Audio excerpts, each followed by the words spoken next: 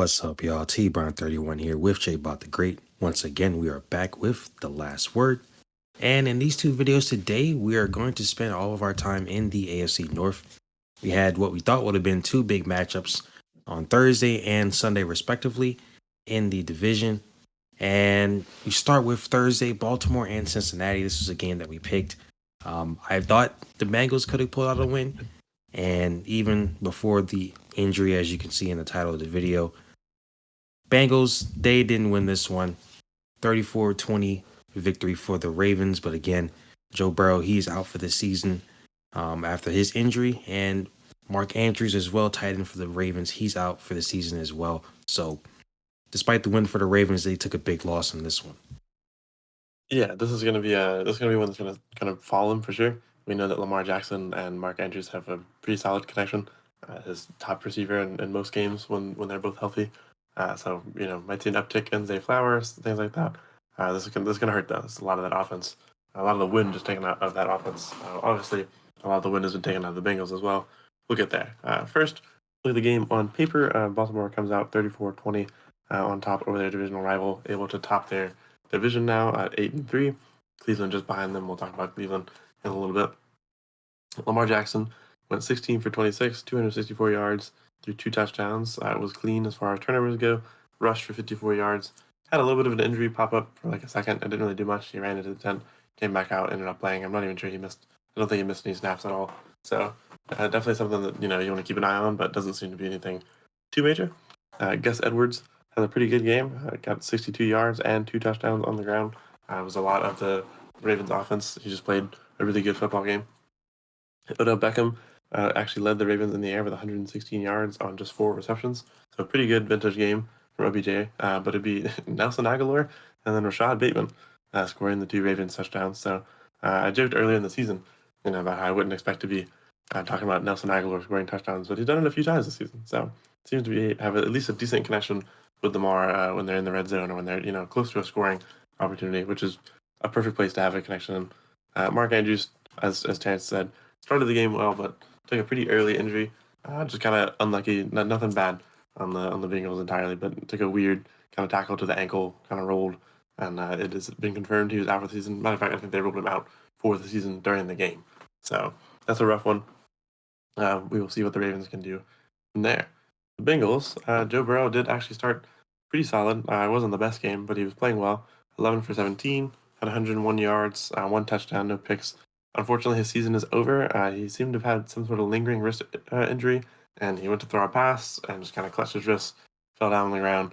Next thing we know, it's out. And the Bengals actually we don't have a lot of information on this, but they are under investigation.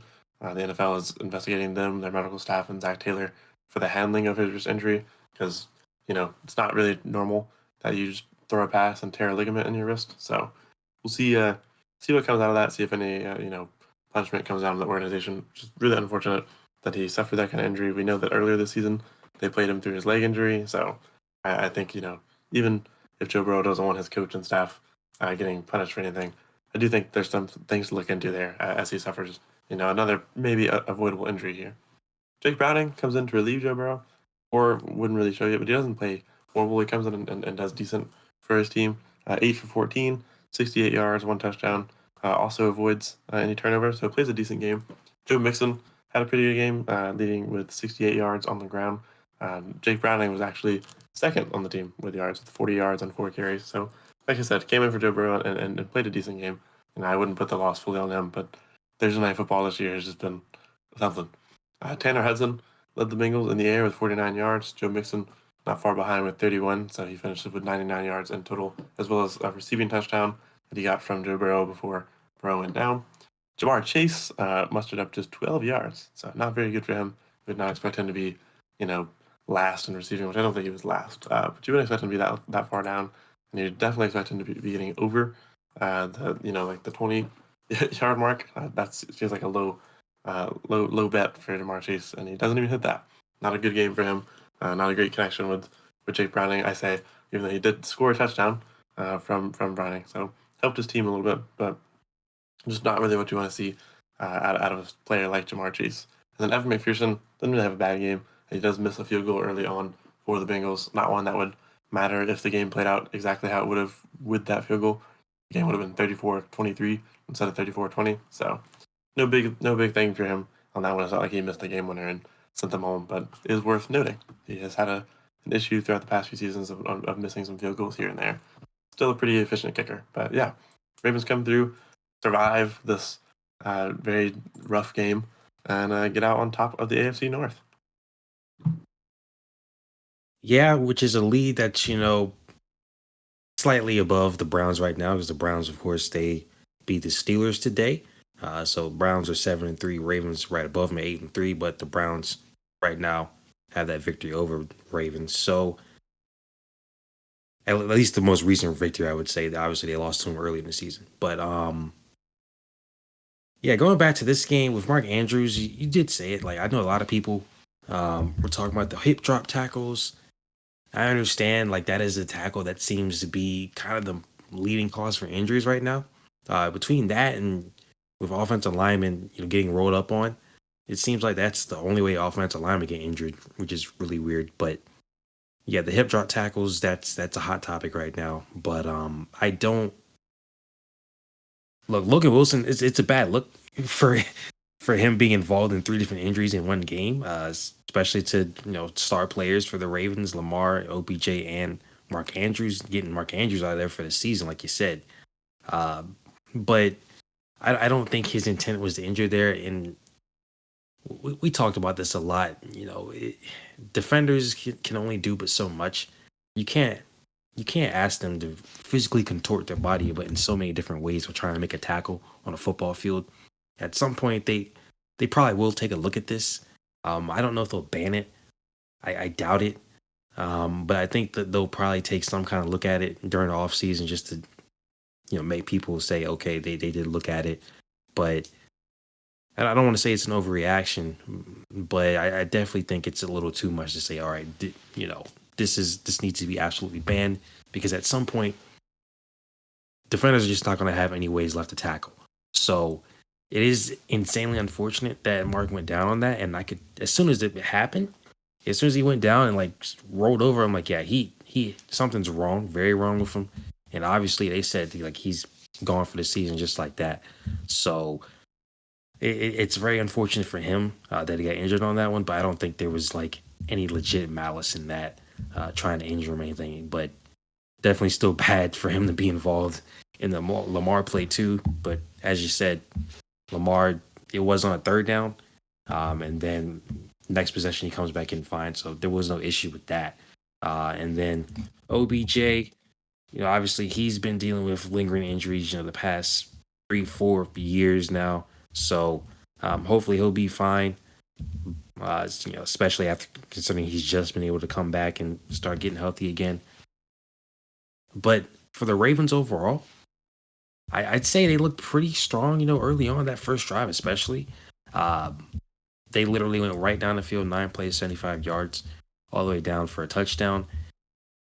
Pretty efficient there. I mean, they looked really good, and I was like, dang. I know the Bengals defense isn't like all world or anything. It's obviously not the Ravens defense, but I'm like, dang, that's pretty rough. And even though it kind of got stunted for a little bit into the rest of the first quarter, into the second quarter, they picked it up at the end of the half to go up 21-10. The Bengals really only had, that one really good drive, the 12-play drive for 82 yards. Because even drive where you said, Evan McPherson missed that field goal, didn't really go anywhere on that drive in the first place. After they got pretty decent field position at their only 42. So yeah, outside of that one drive for the Bengals, they really didn't get much going. And then once the Joe Burrow injury happened, because they showed the replay where it looked like he hurt his wrist, and then as they're dealing with all these penalties going on, with a touchdown that was taken off the board, they show him on the sideline throwing, like, okay, something's clearly wrong. And he's like, yeah, it's very wrong. He heads to the locker room, and then just like that, he's not coming back into the game.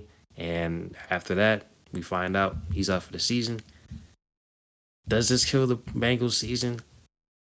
It's hard to say definitively, oh yeah, they're completely done, but I would probably say yeah at this point, because maybe if they had been able to pull this game out, you got to win over the Ravens. Um, so if you get in a tiebreaker situation, again, you did already lose to them early in the season, just like the Browns did. But you never know what might happen, and at least you do have that one tiebreaker with them, and you have a 6-4 record instead of the 5-5 heading into another game this week against the Steelers. And we can talk all day about the Steelers and their issues, but at least that defense I would say would probably give some problems to Jake Browning. So yeah, I'd probably say the Bengals are done for this year. That was a rough start, and then they got hot, but losing 2 straight games, Joe Burrow gets injured for the rest of the season. I would probably say they're done. Yeah, I mean they've lost 2 straight already to the Texans and Ravens. And then they lose Joe Burrow, Jake Browning. That didn't play bad. They got a little hope in there.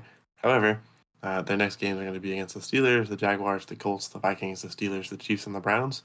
Um, the Colts are maybe a favorable matchup in that, even with Jake Browning. But the way this offense has looked and the way that some of those defenses have looked, I really wouldn't want to be the Bengals right now and have to face against the Steelers, Jags, Vikings, Chiefs, or Browns before the season is over. So that's going to be good. I think that's probably going to be putting a wrap on it for the Bengals. And even if Joe Burrow was healthy, if they lose this game, that might also put them in a really bad spot considering what's coming next. But I will say, Jake Browning didn't play the worst. There's some hope in this game. But Lamar Jackson and the Ravens played a really good game. They look, a lot more poised and ready to go. They're leading their division with a narrow gap over the Browns, but they don't have the worst thing ahead of them either. They have the Chargers and the Rams in the next 2 weeks, which should be 2 decently easy wins to pick up for the way this Ravens team has played, depending on the impact of that Mark Andrews loss. But again, Andrews is out pretty early in this game. It's kind of Lamar and Gus Edwards that come in and take over. And then they get the Jaguars, Niners, Dolphins, and Steelers, which will be tough. But at that point, they might be in a pretty good position to be able to drop 1 or 2 of those and still lead the division, or at least grab the wild card spot if the Browns end up stealing the division from them based on how things might go. But I think the Ravens, despite losing Mark Andrews and suffering some scares with OBJ and Lamar Jackson, have a good bit to look forward to this one. I think we're finally seeing Gus Edwards start to get into a good groove. OBJ, for his age and where the injuries have come from, 116 yards and 4 receptions is pretty good. Lamar just really good in the air. Lamar getting active in the scoring again after some weeks where he just kind of got his team down and let Mitchell or Hill or Edwards walk it in. You saw a more complete Ravens team despite the injury. And I know it's against a Bengals team that lost to Burrow, but Lamar and company did what they did against the Bengals offense and still did it pretty well. So I like what I saw out of the Ravens in this one. I won't lie and say that I didn't like what I saw out of Jake Browning. I think that was a promising, relief start for him, but I think he's just in a bad division and he's going to have a rough path to make this a good fill-in spot. But yeah, good game for the Ravens, holding on to a narrow lead over Cleveland after throwing the game away to them last week. Yeah, that's about it. Yeah, just to finish and kind of piggyback off of what you said, I think the Ravens, I don't want to say they'll be fine because obviously you lose one of the best tight ends in the league. Lamar Jackson's favorite target. I mean, you can say it might be Zay Flowers this year just because Zay has a few more catches, a few more targets, a little bit more yards, but not as many touchdowns. And part of that's due to Mark Andrews not being there for over half the game. So obviously Lamar's most consistent target, his favorite target. He's been there since Lamar's been there. That's gonna hurt, but I don't think it's complete. Okay, this team's done. They're not gonna completely fall off. Obviously, we consider the QB position more valuable than a tight end, but a tight end of Mark Andrews' caliber definitely gonna be a problem. So I think it's more of just like you said, they need to have more complete performances from this team overall. Defense has to play as well as they have been for the most part. Outside that Browns game, late in that game, allowing them to come back. And as long as Lamar plays like Lamar, doesn't turn the ball over, is able to make plays, and he gets the rest of his guys involved. So guys like Nelson Aguilar, Rashad Bateman, Gus Edwards, Isaiah Likely now being that number 1 tight end, they're gonna have to step up. But yeah, I don't think this is it hurts, and I think it'll probably hurt more once they get to the playoffs. Regardless of whether they win the division or not, they're still going to make the playoffs unless something catastrophic happens. So I think it'll just hurt more in the playoffs once you want to rely on guys that have been there before. Um, Obviously, OBJ has experience, but you need those guys that have been there before. Mark Andrews was one of those guys that you have had in the playoffs, has that experience with them. So I think it'll hurt more there, but for the rest of the season, I think they'll be fine.